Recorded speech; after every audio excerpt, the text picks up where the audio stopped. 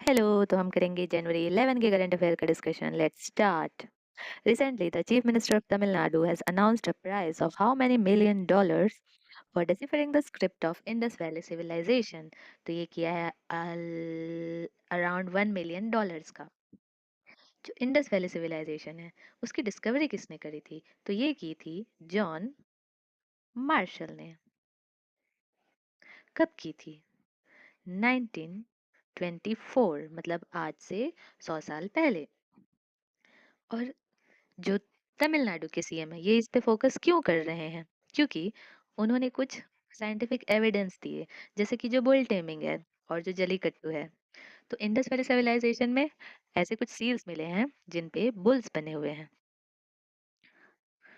तो वहीं से बुल टेमिंग तमिलनाडु के अलंगनल्लूर पहुंचा और जलीकट्टू फेस्टिवल स्टार्ट हुआ है। इसके अलावा एक साइट है जिसका नाम है किलाड़ी। ये कब का है? ये संगमेरा का साइट है। कौन से डिस्ट्रिक्ट में है? तो मदुरई में। यहाँ पर क्या मिला है? यहाँ पर ये जो रिमेन्स हैं, एंशियंट रिमेन्स, वो मिले हैं। और ये कौन से रिवर के किनारे मिला है? तो वैगई रिवर।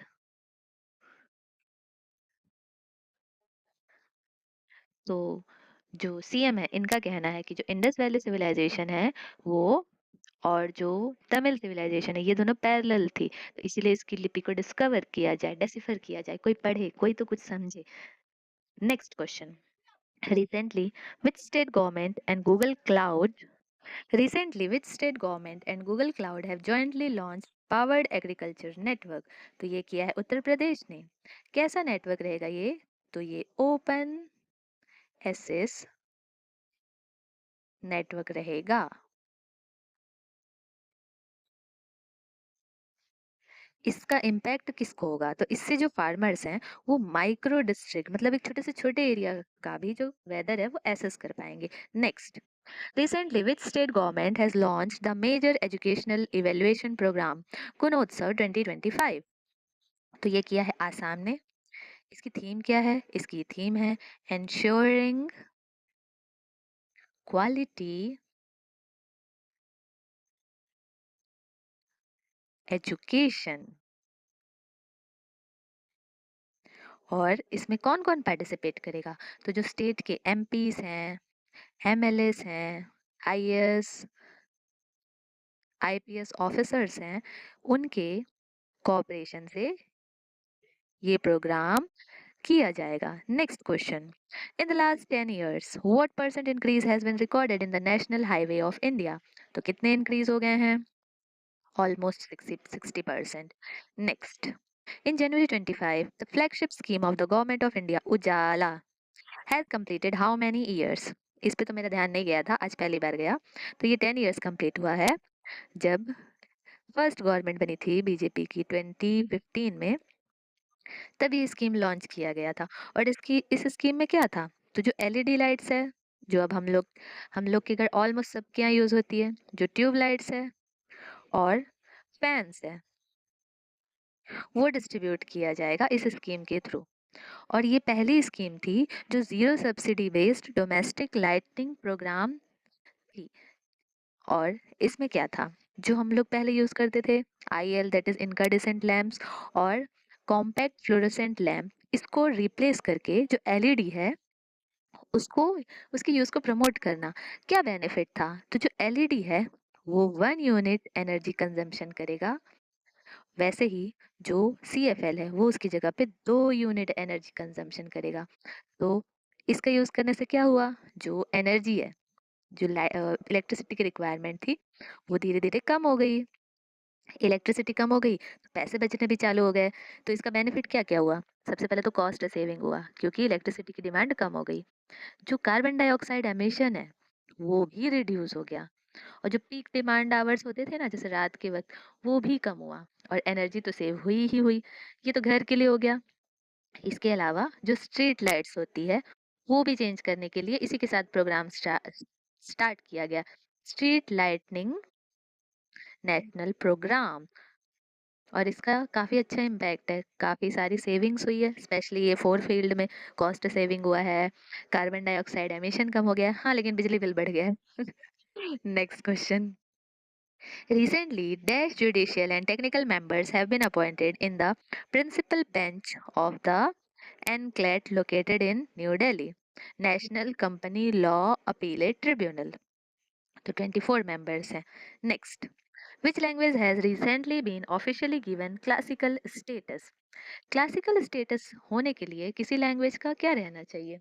तो सबसे पहले तो उसकी हिस्ट्री रहनी चाहिए। कितनी? यही कोई 15 से लेके 2000 ईयर्स पुरानी। तो कौन सी लैंग्वेज को दिया गया है? मराठी। क्या मराठी अकेले है? नहीं, मराठी के साथ पाली,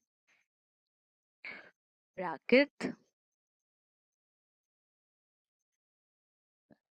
आसामी और बंगाली, ये टोटल 5 लैंग्वेज हैं जिनको क्लासिकल लैंग्वेजेस का स्टेटस दिया गया है। और पहले से कितनी लैंग्वेजेस थी? तो पहले ऑलरेडी 4 लैंग्वेजेस थी, जिसमें जो तमिल था वो 2004 में ऐड किया गया, फिर संस्कृत 2005 में, देन तेलुगु और कन्नड़ 2008 में, मलयालम 2013 में और रिसेंट एडिशन एडिशन था ओडिया 2014 में। क्लासिकल स्टेटस होने से क्या बेनिफिट होते हैं? तो जो यूनिवर्सिटी ग्रांट कमीशन है वो इससे रिलेटेड अब प्रोग्राम्स रन कर सकती है। इसके अलावा 2 अवार्ड्स भी दिए जाते हैं लैंग्वेज के ऊपर। Next question. Who has recently inaugurated प्रवासी भारतीय दिवस 2025? तो ये किया है प्राइम मिनिस्टर नरेंद्र मोदी ने। कब से स्टार्ट हुआ था? 2003 से अटल बिहारी वाजपेयी जी ने स्टार्ट किया था। क्यों? क्योंकि 1915 में सबसे पहले प्रवासी जो कि महात्मा गांधी थे वो साउथ अफ्रीका से 9 जनवरी को ही भारत वापस आए थे। इसकी थीम क्या थी? इसकी थीम है डायस्पोरा कंट्रीब्यूशन टू अ विकसित Bharat. Diaspora contribution to a विकसित Bharat. Next question. Where among the following National Youth Festival 2025 has been organized? तो ये हुआ है न्यू दिल्ली में। Next.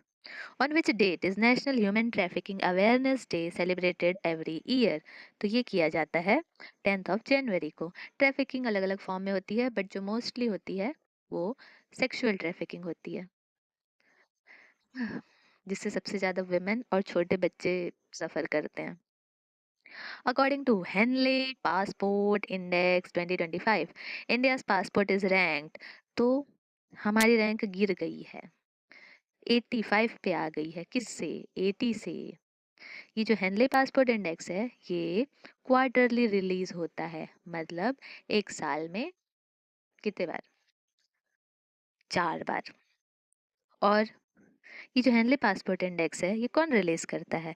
तो हेनले पासपोर्ट इंडेक्स को एक लंदन बेस्ड, ये लंदन में बैठ के ये लोग पता कैसे कर लेते हैं, लंदन बेस्ड फर्म है, ये रिलीज करता है। ये डाटा कहाँ से कलेक्ट करता है? तो डाटा कलेक्ट करता है Indian international air transport association. इसका डाटा बहुत फुल रहता है, बहुत एक्यूरेट डाटा देता है ये। इसके डाटा से ये लोग बनाते हैं किस बेस पे ये इंडेक्स रिलीज करते हैं। तो एक कंट्री का जो फ्री वीजा एसेस है कितनी कंट्रीज के साथ है उसके बेस पे ये लोग रैंकिंग देते हैं। तो करेंटली इंडिया का पासपोर्ट कितने कंट्रीज तक फ्री वीजा एसेस देता है? तो 57 पे। क्या इंडिया अकेले 85 पोजीशन पे है? नहीं, हमारे साथ इक्वेटोरियल गुइनिया और नाइजर, ये दोनों की भी रैंक 85 है। टॉप पे ऑफ कोर्स जो पिछला था सिंगापुर वही है सेम, ऑलमोस्ट 195 कंट्रीज पे वीजा फ्री एक्सेस देता है।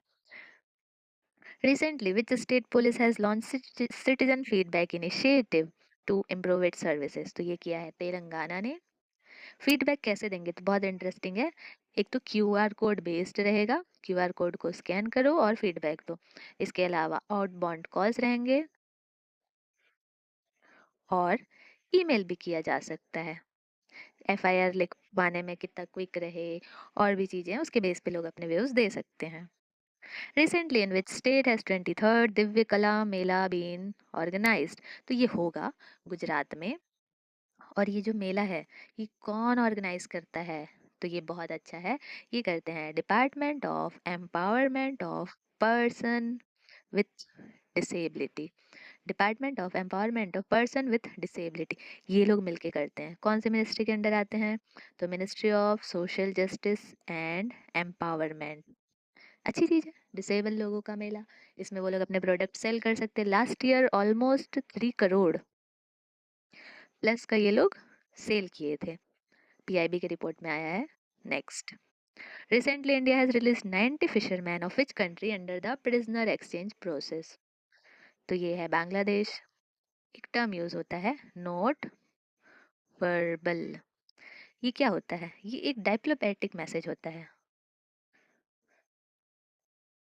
जिससे एक कंट्री दूसरे कंट्री को मैसेज भेज के जो भी उनकी डिमांड रहती है या क्वेरी रहती है वो क्लियर करने बोलती है। तो अभी बांग्लादेश ने कंफर्म किया कि हमने इंडिया को नोट वर्बल भेजा है कि शेख हसीना को वापस बांग्लादेश डिपोर्ट किया जाए ताकि उनके ऊपर जो केसेस है उस पे एक्शन लिया जा सके। So with this we are done.